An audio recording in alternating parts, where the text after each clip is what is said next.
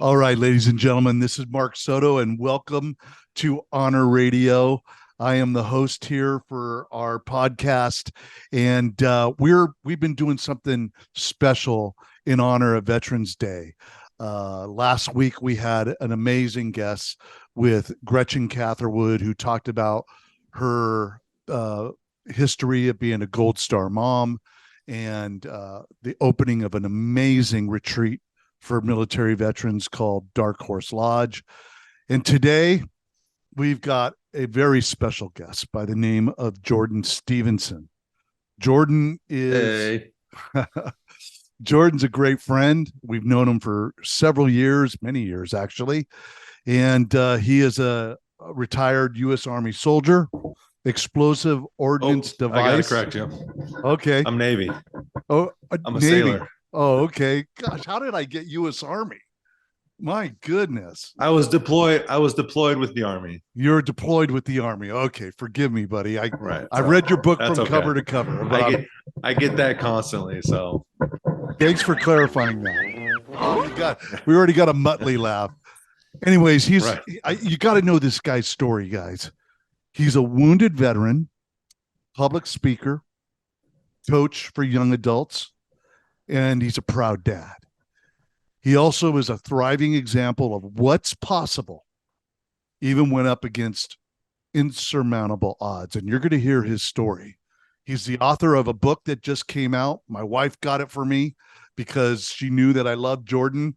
Let me see if you can see it. It's called Unstoppable. Hey, Unstoppable. The Power of Never Giving Up. And this man's story, listen, guys, these next 45 minutes are going to blow your mind. Jordan, it's an honor to have you on this podcast. I'm honored, and likewise, I appreciate the time to get to come on and talk with you guys, and I appreciate what you're doing, kind of spotlighting people like me, and I'm willing. I'm glad that I can help where I can and do what I can. Your story is extremely powerful, and I want the people to hear your story. Let me set it up this way, and then we'll let Jordan talk more about it. The book is about his injury, what happened to him while he was deployed. Jordan suffered a headshot. He'll describe a little bit more about what happened, but he was shot quite literally. He was shot in the head. And let's just go back in time, buddy. Describe that day. You did such a great job in your book describing the setup of that day, what happened that day. But bring us back and tell us a little bit about what you remember of that day. I guess to set up that day, I almost feel like I have to go back a little bit before I get to the day. And that I spent my whole life wanting to do this. That was my dream as a kid, was to go be a special forces and go fight in the war. And then especially after 9/11 happened, I felt like I needed to be a part of it. And then so my whole life is built up to this moment to deploy to Afghanistan. I get assigned to the 75th Ranger Battalion, Bravo Company, and I go to Sharana, Afghanistan in December. In December, it's a lot colder than the desert you would think of when you think about Afghanistan. It's in the negatives every night, and we only operate at night. But so I built up my whole life to go do this, and I'm there. It's my 8th day in Afghanistan, getting to do the job that I dreamt about doing, and then we finally got to go on that operation that night. And it was my 8th night there, but it was also my 8th operation because we had gone out every single night we've been there so far. And it was going out to the tarmac to get lifted up with the Chinooks. It was -30 when we looked at the thermometer on the tarmac. It was -30 degrees that night, so it was pretty cold. It was I explained in the book, it was the type of cold that like you feel in your soul, like not just your fingers are cold, but you feel it like in your whole body feels cold. Yeah, like that lasting cold, where if hell is hot, I welcome the heat. So, and I remember my boys telling me stories about how cold it got in Afghanistan, in that part of the world. It was just crazy, and the rains and in the mud and all that other stuff. And surprisingly cold. Yeah, surprisingly and we got a ton cold. of snow, and so what was we it had like 3 or 4 feet of snow. It was a cold evening. You were going on a mission. You were going on a mission, and Yes. the mission was to do what? We were going after what we called HVTs, which are high value targets. Mm-hmm. How the US military finds HVTs is it's out of my pay grade, over my head. But Mm-hmm. our job was to go and find a specific person, capture them, and bring them back to base for questioning and interrogation or whatever reasons there was.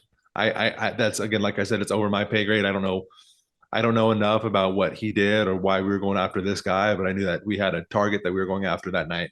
That was our mission, was to go after these high value priority targets. And because you were EOD, right? You were the Yes. first. You guys landed the Chinook. You got acclimated as much as you could in that cold, and then you were going to be the first guy to the wall. It was a compound that you guys were going to basically capture this guy at. You had no idea what was on the other side of that wall, right? So your job was to put a ladder up and then climb that ladder to check for explosive devices, or what was the job of your mission? So my job, what I was tasked with being the bomb guy, is they wanted, and what people don't understand is we have fences in the States, we have fences around our backyards and our homes typically. Mm-hmm. In Afghanistan, they have these big walls. That's what surrounded their homes. That's what protected their homes. Mm-hmm. So there was this huge, almost near 30-foot wall that was surrounding this compound and this home. And within so we didn't know, we knew what was inside the compound, but we didn't know who was in the compound and what could have been moved in the compound. We knew that there were vehicles inside of the compound and inside of the walls. That's where they parked their cars. So me being the bomb guy, they wanted me to get eyes on inside of the compound before our boys moved in. So I was tasked to go up the wall, like you said, up the ladder, up to the top of the wall to get eyes on those vehicles. If one vehicle is weighted really heavy to one side or the other, then me as the bomb guy, I know, okay, there's something inside of that vehicle for me to be worried about, to tell my team about. So then maybe I have to go in and open up the vehicle and figure out what's inside of that first. Or we just blow it up. Who knows what we would have done. I didn't get the opportunity to get that far. But so I was tasked to check the vehicles, to get eyes on those vehicles to see if it was safe for my boys to move in. And the last thing I remember that night was using my radio on my shoulder to radio to my team that the vehicles appeared clear. And then that's the last thing I remember from that night. Okay. So and then the target came out and attacked me. Okay, so do you remember seeing this person coming out with a gun, or notice anybody, or was it just completely they spotted you and you were surprised? It was, not only was it, as Cole, you said, acclimating to it, acclimating to the cold, I feel like we did on the aircraft and our transport, but it's so dark there, and it's way up in the mountains. There's no light pollution like we have in the States. It's pitch black. It's in the dead of the night, probably around 2, 3 in the morning. So all I have is my little scope of night vision on my face that I can see out of. So I don't have my peripheral vision to pick up movement. So I never saw the guy come out. I never saw anything. I was so focused on the vehicles that I feel like that's where I may have made a mistake, is I stuck my head too far over the wall, and I may have silhouetted myself with the moon behind me. I mean, I could probably dissect this a million ways from Sunday, but I did not see, I was not able to see them coming out. So, ladies and gentlemen, let me give you perspective. All right. He climbs a wall. He's on a ladder. He's surveying the area. And literally that's all he remembers, because it was at that time that someone fired a weapon at him, a terrorist, somebody that was guarding the compound, who knows, fired a weapon at him, and it was a single gunshot to the head. The medic, the way the book is written, Unstoppable, and I just got to tell you guys, get this book. It'll have you on the edge of the seat. But the medic, he had the medic write what he remembered from the book is chaptered in ways where people tell his story after he gets shot, because he was basically in a coma for many weeks, and they describe what happened to Jordan, and it's just an amazing read. But your medic, Robert Marino, he writes in the book about what he recalls from that. How did you get these guys to contribute? Have you kept in touch with them over the years? What led to that, Jordan? I've his name is Robert Moreno, is my medic, and what he did for me is amazing. It's a miracle all among itself. That single bullet was an AK-47 7.62, and everyone always asks me about my helmet. I still have my helmet. My team brought my helmet back for me, and there's a little tiny hole in the front where the bullet went in, and a big hole out of the back of the helmet where the bullet exited after it went through my head. So that single bullet went all the way through my helmet, through my head, and out through the back of my helmet. So it went all the way through me. And I still have that helmet. So when I go speak, like you mentioned, I'm a speaker now. When I go speak, I typically bring my helmet so I could show people my helmet, because I feel like it's more powerful when you could actually see it and feel the helmet, that this is what the bullet went through, not just my head, but it went through this too. But his name is Robert Moreno, and he's one of my I don't talk to him as much as I would like to, because he lives in Georgia and he's got his own life, and as adults now we have our own things that we have to do, but we still talk all the time. I've gone hunting with him. I've gone to Disneyland with him, his family, and my whole family. So my kids got to meet Robert. And it was cool because before I wrote my book, Robert was able to tell the story to my wife and kids from his perspective and being there. And they got to meet the man that's responsible for their lives and for me still being here. Amazing. Amazing. So, let me also preface, guys, that if you see Jordan skipping around, it's probably because of the internet service that he's on.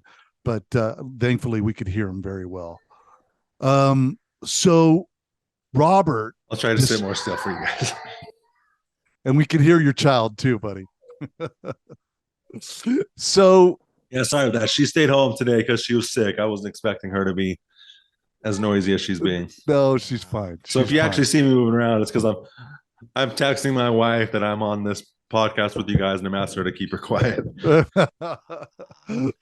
So let me ask you this, buddy.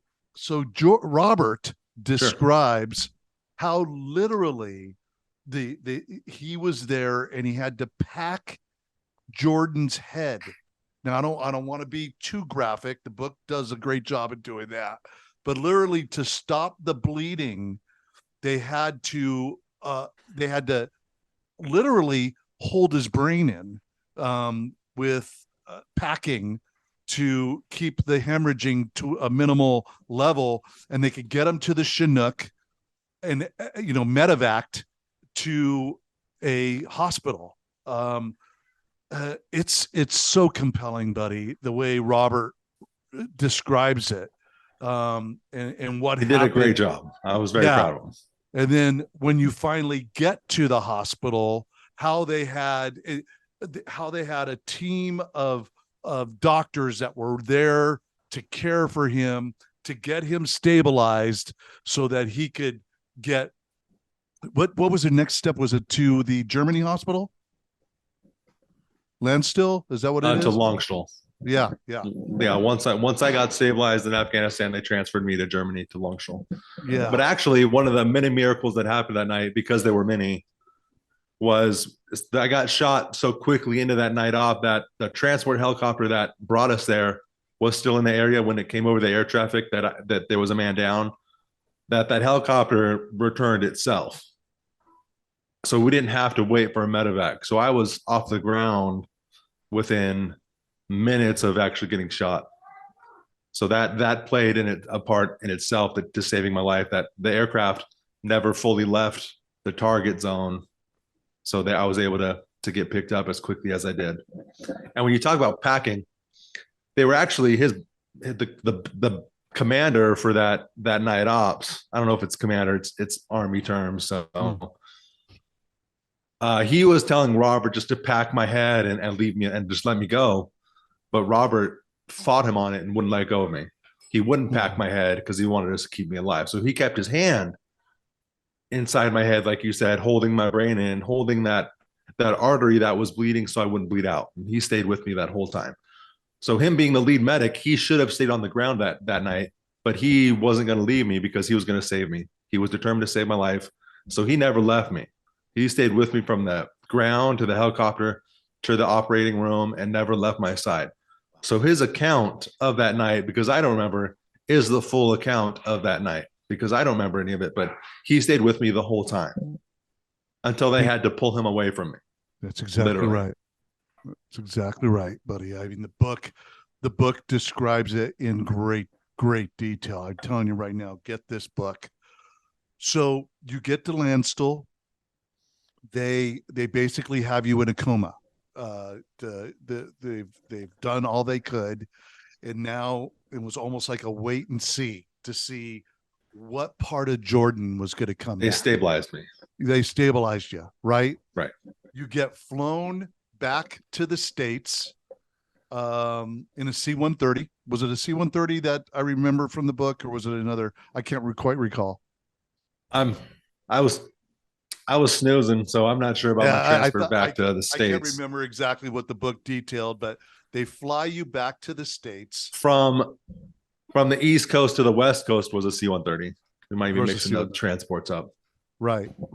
But I don't remember how I got back to the States.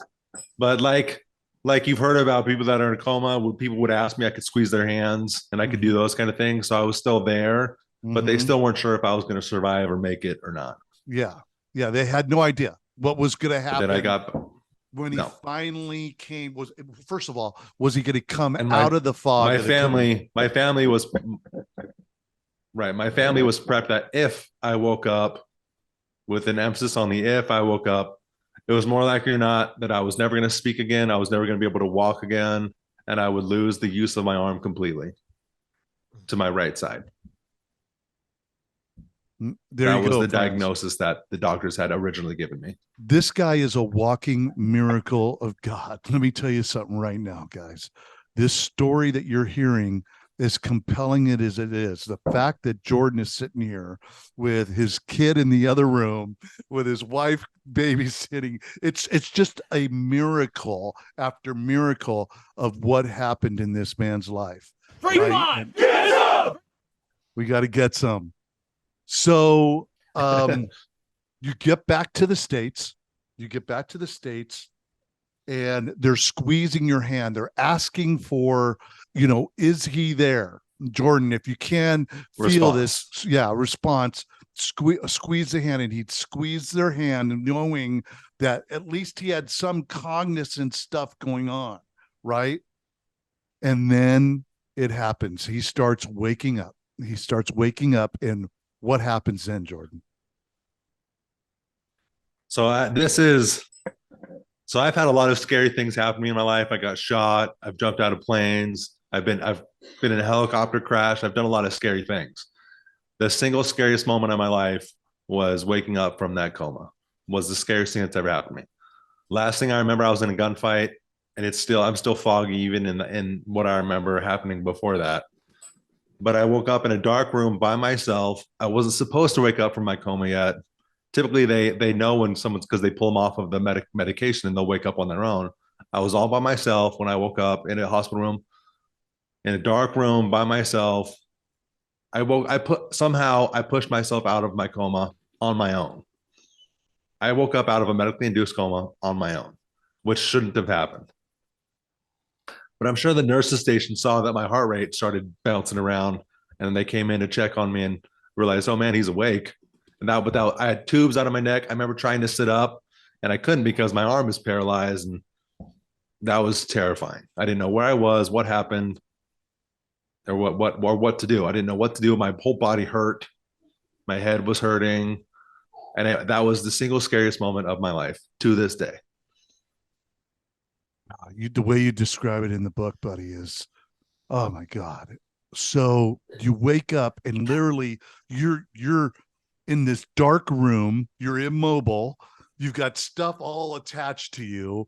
It must have been like like you were just like living a nightmare, right? I can't even think of that. It was. So I was trached. I had a breathing tube. I had tubes everywhere in my head. I had a helmet on my head because I didn't have they removed my skull. I didn't know what was happening to me, and I couldn't move. I was paralyzed, so I didn't know what to do. It was the most terrifying moment I'll probably ever experience. I was helpless. So Jordan, so the nurse comes in. Was she able to calm you? Were you able to hear her? Were you around enough out of that coma to hear her trying to calm you or anything like that? I think so. I think I remember them telling me that, like, it's okay, you're safe. And I remember them calming me down, but as much calming you can do for somebody that's realizing that they, are in the hospital now and they've been critically wounded. Yeah. As much as somebody could calm somebody down in that moment, I'm sure they tried. Mm-hmm. But I was still pretty distraught and really confused. As much as someone could try and calm me down, I was still really confused about where I was and what was happening. I just imagine, friends. I mean, this guy was a athlete. Should have been a Navy SEAL, but because I'm gonna leave some of the book to you guys to read, right? But yeah, let's.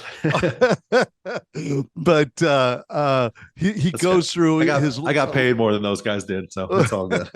Right. So I mean, the guy was just a walking specimen. He was an athlete who worked out. He was into bodybuilding and training.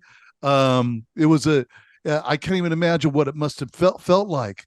So that all happens. Who's the first person that you remember coming in? A family member? Was it your former wife? What was it? So anybody that follows or is military or veterans life or somebody that's been wounded might have heard of the Fisher House. Mm-hmm. It's a nonprofit that has a hotel on most VAs, hospitals. There's a hotel on base there. And my family was staying at the Fisher House. So I remember my mom coming first. I remember my mom getting there because they called my family at the Fisher House. Jordan woke up. We need you guys to come to the hospital and come to his room. This is all, again, secondhand what I've heard from them. Right. That my mom got to the hospital. I remember her getting there and then the rest of my family showing up behind her. Mm-hmm. And then the doctors and staff coming in as well to kind of explain to me what happened and where I was and what to go from here. What's next? They told you. And that's what I remember. They told, and you remember hearing all this. They told you that you might never walk. They told you that you'd be paralyzed. They told you that you might never speak. I will never forget. Never forget the doctors. Once my family was there and they were telling me about what happened to me, the doctors telling me that you're probably never going to be able to walk again. All the things you used to do, you're never going to get to do again. I'll never forget that. That's burned into my memory. I could see it like it happened this morning. And that is, for me, I'm grateful that I have the mentality and mindset that I do, and that I didn't let that defeat me. I took it as like a goal. Like now that became a goal. Like, I'm going to prove you wrong. I'm going to show you what I'm capable of and what I can do. Don't tell me what I can't do. I'll show you what I can do. The spirit, and I've let that be the lifestyle that I've carried from now on. 3-5, get up! The spirit of a warrior, right? I was waiting for some sound effects. The spirit of a warrior is huge. And we've heard countless stories of men, women that have been injured, and that spirit takes over. And it took over for Jordan. And they told him that he might never walk. They told him all of the stuff that he just described, right? And now I wish that they had told me. I wish that they had told me that I might not ever walk again. It was, you'll never walk again. Because if they would have given me it's possible, I could have worked with possible. But it was, you're never going to walk again.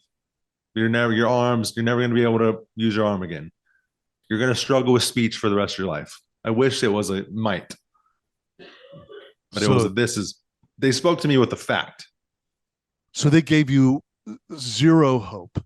But what was burning inside you? Give us some inspiration, my friend, because you're a walking inspiration. What were you saying to yourself when you were hearing those words? That this can't be it. This can't be it. Mm-hmm. This can't be how my life goes. This isn't the legacy I want to leave behind. My son was 2 at the time, so I really wanted I wanted to be a dad again. Like, forget being a soldier and fighting again. I wanted to be a dad again. So I had to completely realign my priorities in my life and what I wanted to be and what I wanted to do. Mm-hmm. So I had to completely adjust.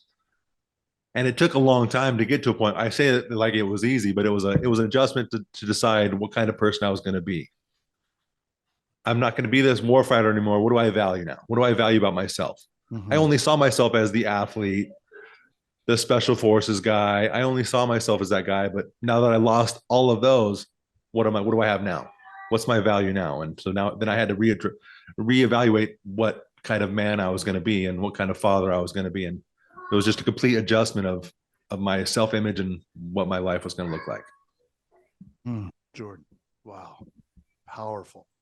So things start coming back, friends. Things start happening in his body. Things start happening with his brain. And the doctors, I can't even imagine what they must have looked like when they heard or saw you writing. I mean, he had a notebook, and because of the trach wound in his throat, he would write things. So they saw him being able to write so he could comprehend, he could think. They saw him being able to have skills of being able to write, right? That must have been surprising to them just at that time. Go ahead, Jordan. The big surprise, and we'll keep this more family friendly.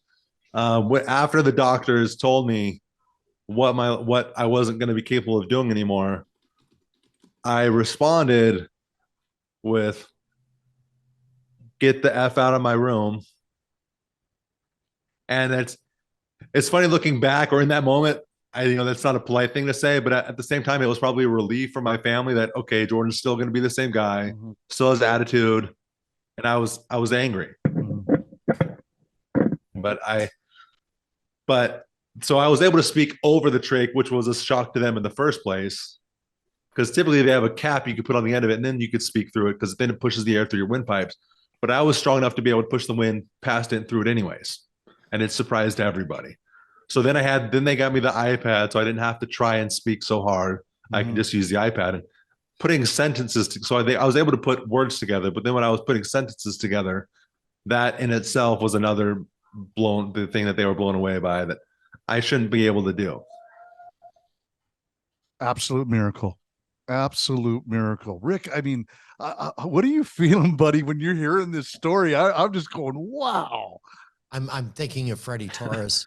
Yeah, Freddie Torres. Yeah, who we have a guy with next week. And, Jordan, we're going to have you at the Honor Bowl, buddy. You're going to go into our locker rooms and tell this story, buddy. I've heard about this Honor Bowl so many times. I want to be a part of that. And you know what? What's interesting is, like, 23 minutes north of you is American Fork, Utah.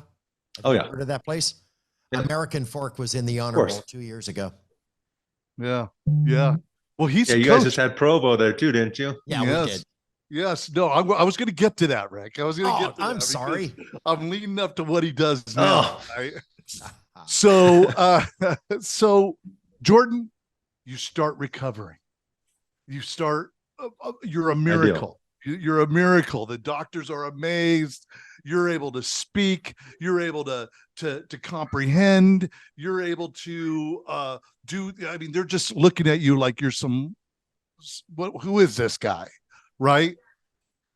And then they start teaching. To this day, a lot of them can't explain it. Right. Right. Then you start being able to walk. Something that they gave you no hope on, right? Explain that, buddy. No hope. So I originally I started walking with a cane first, but one of the things I talk about when I speak is is that we forget about little things when we're trying to progress. Mhm. When we see ourselves every day, we don't always see the little wins, the little victories that we get every day. We don't see those. So for me, I've made it a point to try and find those little wins that I get every day. So for me, when I was able to stand next to my bed unassisted, just hanging on the side rails of my hospital bed, that was a huge win for me. And that was a very small thing. Mm. You know, most of us, people walk around and get up out of bed, no problem. But for me, that was a really big win for me. That was a big deal. So it started with just little things like that, of just being able to make little progressions from there to being able to stand up, to transferring to the wheelchair on my own, to wheeling myself from my hospital room down to the physical therapy room in the hospital in Palo Alto, wheeling myself down to the physical therapy room to do my own exercises. So little, and then so it's all started with the little thing, and then I just kept building on the little things until the little things became big things, and then now I'm working on even bigger and bigger and bigger things, and that progression will never stop until Free I'm done. five. Get up. Free five. Get up. Man, you got 2 get somes on that one, buddy. That is awesome. No, so deserving, my friend. I mean, it's just the power of, I mean, your book title is perfect. Unstoppable. Nothing was going to stop you. And an amazing thing. Okay, so I want to go a little more fast forward. He walks. Yeah, the unfortunate part about my book is that it makes it sound like it was an easy process, but it has not been an easy process. It's been a very long process. How many years has it been, Jordan? To get to where I'm at now. I got shot December 16th of 2011. So it's 12 been years. 12 years. 12 Right. years that you Or 13, 12, 13 years. Yeah. No, it's right there. So 12 years. Okay. So you recover, you get back to as normal of a life as you can, right? Tell us the story of the leg. What led up to the leg? And the first thing people see when they see me is that I wear a prosthetic leg. Mm-hmm. Excuse me. And that's the first thing that people see, is that I don't have a leg. So immediately people are like, "Oh, you must have got blown up." And I'm like, "I don't know, actually I got shot in the head." And it never coordinates, like, well, if it's your head, then why is your leg gone? Mm-hmm. And my brain injury, I lost the use of my right arm, my right leg as a result of my brain injury, very similar to a stroke. So when I would rehab walking, I would break my ankle, and I would have to heal the broken ankle and ligaments before I could start rehabbing walking again. And then when I started doing rehab for walking and mobility, I would break it again.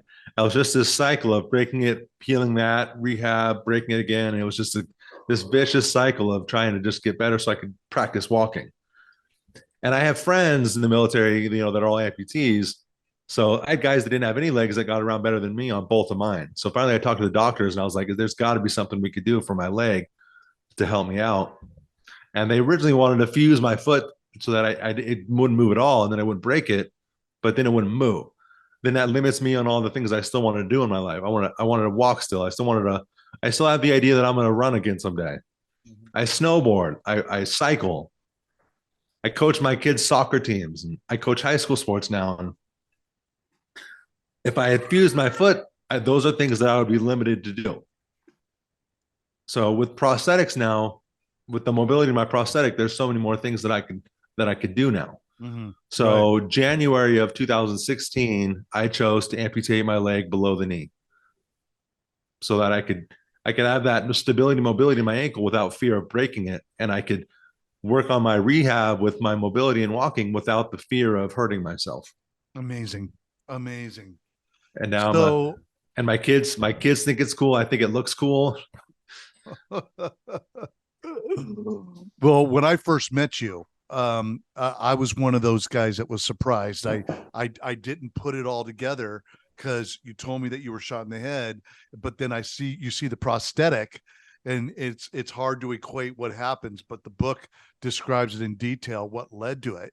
But that the losing of your leg was a completely other thing that came, because then you start having these phantom pains. He starts getting these phantom. My leg was self-inflicted. It was self-inflicted, but it was going to make his life better. But getting to that point was very tough, because when you hear this story from people that have lost limbs, that your body thinks that the foot is still there. Your body thinks that the arm is still there, right? And it sets off these phantom nerve triggers through your brain or your body. And Jordan definitely had that. Jordan, maybe describe a little bit about what you went through when it came to that, because it led to another thing that you had to overcome. Right. The idea that I wouldn't have the problems with my foot anymore if I got it amputated was glamorous. Like, this idea was awesome. I was not prepared for the phantom pain and the struggle that was going to come with the amputation. The eventual goal that it would get better was what I had in mind when it happened to me, or when I decided to cut it off. But the first 3 months, 3 to 4 months after I amputated my leg was one of the most painful experiences of my life, to the point I hadn't cried after my injuries yet. From all the hospitals I went to for my brain injury, I had never cried. This was the life I was going to live, and I was just going to tough it out and be strong, because that was my mindset. It wasn't until I got my leg amputated that I was in so much pain and I was struggling so bad that me and my wife went back to the surgeons and, like, what can we do to help me? Because this pain is overwhelming to the point that this is going to make me want to quit. Forget the being paralyzed. This pain is going to make me want to quit. Mm-hmm. And they got to the point where they were talking about putting in a permanent epidural into my back that would block the signal completely. And that was going to be, but I didn't want that. So we tried medication first. And I was on 90 milligrams of morphine 3 times a day, which is a very, very high dose. Mm-hmm. And I don't like having to use medication, but that relief from that pain has saved my life, because that was brutal. Mm-hmm. So for anybody, I didn't understand what phantom pain was. I do now. Mm-hmm. And through that experience, I know what it is, but it was awful. I couldn't feel, before I got my leg amputated, I couldn't feel my toes. I couldn't feel my leg at all. When I would break my ankle, I couldn't feel it. I wouldn't know I broke it until it got swollen. So I had no feeling in that leg because I was paralyzed. But it was, once it was amputated and my brain was trying to figure out what happened, I could tell you which toe hurt and what it felt like. It was the weirdest experience I've ever had. And it's hard to explain it if you haven't felt it. So in order to combat that, he talked briefly about it. There was a lot of medical stuff that he was doing to ease the pain, the discomfort, right? Which led into a whole other story with Jordan. Let me tell you guys, this guy's story is absolutely amazing. Jordan, I can't thank you enough for coming on and being on our podcast, because buddy, you've been a friend for years. I've followed your story. I just want to come on and get all these compliments. I've followed your story, buddy, and I've loved you. I think the last time I saw you, we were at a gas station. I was getting gas at an Arco That's station. right. I was getting gas, and there was Jordan getting filled up right by me, and we ended up hugging and loving on each other. But I got to tell you, bro, friends, get this book, Unstoppable. It will captivate you. It's an amazing read from an amazing man, a warrior, a true warrior, a hero in my eyes, right? So I just got to let people know what also happened was, after all of this stuff that Jordan went through, he ends up running again. He ends up doing athletic stuff again. I mean, the guy is literally a walking miracle. But there's something that you say in the book that I just kind of wanted to touch on. And you said this, you said, military was like playing on an athletic field. You have a season, and then you have an off season, right? What do you mean by that in regards to, explain that to our listeners? So I look at, let's say professional football for an example. Mm-hmm. During the off season, they're studying the playbook and they're practicing their form and going to tight end camps and quarterback camps that I've seen Kittle and other quarterbacks do during their off season. So for me in the military, I'm practicing shooting. I'm practicing all those things that I'm going to do when I deploy. And deployment is my season that I'm preparing for. So the off season is just my preparation for that season of deployment. Where I'm getting stronger, where I'm getting better. Hearing that and reading that, it was just like, wow, that is a great way of looking at it. So what are you doing now, Jordan? What's your path now, buddy? Like you said already, I really enjoy speaking and getting my story out and talking to people. The reason I wrote this book and got started speaking was November of 2021. On that deployment, there was 2 Navy bomb guys, Navy EOD techs like me on that Ranger team. And my partner, November 2022, killed himself. And after I got that word, it broke me. And I felt like I experienced survivor's guilt as much as it's defined. Is that what could I have done to help him? Mm-hmm. Why him? Why did I survive and lose my friend? Mm-hmm. So then I felt like I needed to do more. I needed to be a bigger voice, to reach out to those guys, to make that phone call that I didn't make to Chief Cooper. So me speaking and writing my book is my phone call back to Cooper to check on him. This is the platform I want to build so that I could still be part of my military team and contribute to my military team. And this is my avenue to do that. So this is why I'm speaking and I wrote my book. So that's what I want to do now is be an advocate and a voice to my brothers and sisters that are still serving or have served, and to be a platform and a voice for them and for him. And I still want to be part of that team. And this is my avenue to do that. And also another part of that is I think I have an opportunity to still be a positive impact in my community. And I might not be able to run track anymore and do the things I did in college, but I could teach it and I'm good at it. So I coach at the Maple Mountain High School that I live near now. I coach here now. And so now not only am I trying to be an influence still in my veteran community, I'm trying to be an influence in my community as a whole. So I'm coaching and doing as much as I can there. I'm speaking on Friday for Veterans Day at the middle school in Mapleton, Utah. And I'm doing what I can to still try and be a voice and be helpful and be part of my team. I love it, Jordan. I can't say enough. He talked about his chief by the name of Steve Cooper. And there's a reason why you're here. There's a reason why God gave you another day.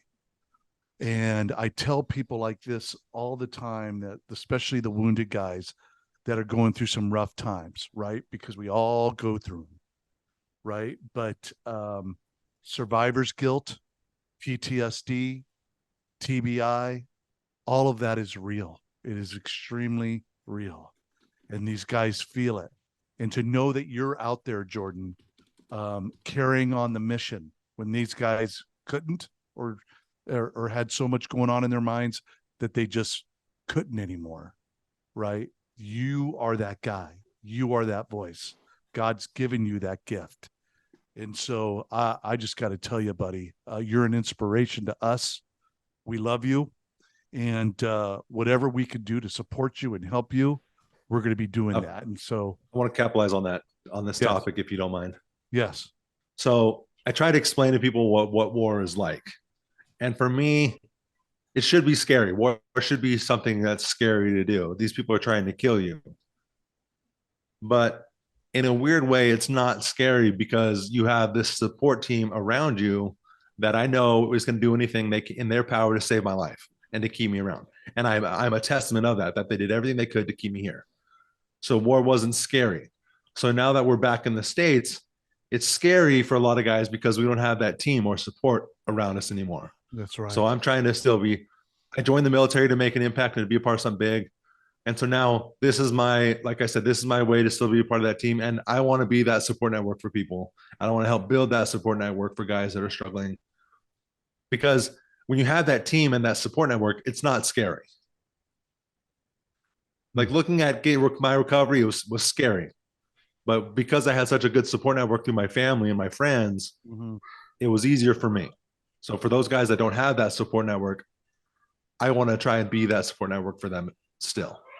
So they're not alone. So we're still part of the team so that they don't have to be scared. And that I want that to branch even outside of my military community into my community with the kids that I work with, is that I'm there for them, that I'm somebody that they can rely on still, that these young kids can vent to me and come to me when they're struggling, and I can help them out. If that makes any sense to you guys. Makes total sense, my friend. Total sense. The man's name is Jordan Stevenson. The book is Unstoppable. Unstoppable. Get this. I'm sure it's available on Amazon. But really, Yes, sir. It's for Veterans Day. If you want to support a good man, a man that's doing great things for the veteran community in honor of Veterans Day, go out and get this book, Unstoppable. Jordan, thank you, buddy. And if I don't say it, my publisher will get upset. If you get a copy, please. I appreciate all the support that anyone gives me. But if you wouldn't mind leaving just a review for me on Amazon, if you pick it up off Amazon, I would really appreciate it. And I love all the support. All the support I get, I pay it forward, and I try to do the best I can to pay the support that I get forward and continue to support my team and the guys around me. So thanks for everyone.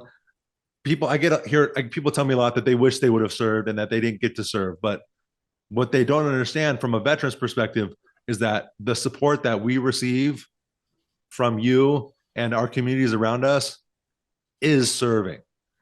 That is your military service is serving us. And as a veteran, I can't tell you that how important our community. Wow. Show me Wow. Awesome. Jordan, we love you, buddy. God bless you. Hey, have a blessed Veterans Day. Have a blessed Veterans Day. Thank you. Thank you for being on the show. Hey, let me just give you a little more about who we have coming up on the show. But our next podcast is going to be with Marcus Chischilli and Freddie Torres.